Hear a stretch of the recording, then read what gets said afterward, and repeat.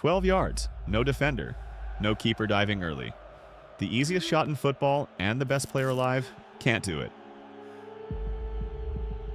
So why does the body betray the mind at the very moment everything matters?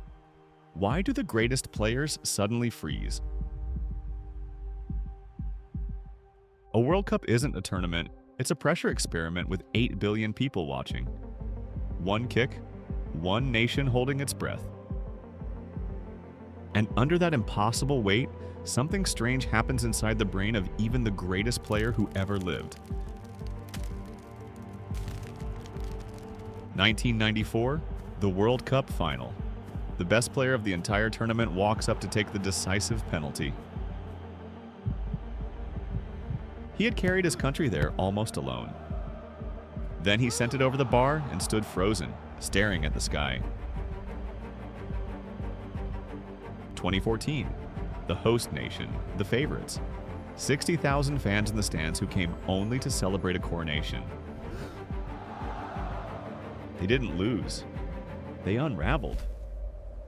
7 goals, a collapse with nothing to do with skill and everything to do with the mind.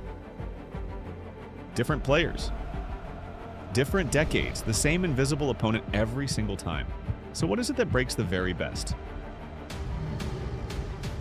Psychologists call it the spotlight effect. The feeling that every eye, every judgment on earth is aimed at you alone. Here's the cruel part. A skill you've done 10,000 times runs on autopilot. You don't think about it, you just do it. But under pressure, the conscious mind panics and grabs the wheel, micromanaging a movement never meant to be thought about. And the moment you start thinking about how to walk, you trip. That's the choke. The mind sabotaging the body. Deep in the brain sits an almond-shaped alarm, the amygdala. It can't tell a charging predator from a penalty in a final. So it does what it's done for a million years. It floods you. Heart pounding, hands shaking, vision narrowing to a tunnel. Brilliant for surviving the lion. Catastrophic for the fine control it takes to place a ball gently in the corner of a net. So this isn't weakness, it's biology. The same ancient wiring that keeps you alive is the thing trying to make you miss. And it screams louder the more you have to lose. This is the favorites curse, and the brain hears only one word: lose. Fear of losing and desire to win feel identical in your chest. But one tightens every muscle, the other sets you free. So how does a champion stand on that same spot, under that same crushing weight, and somehow stay completely free?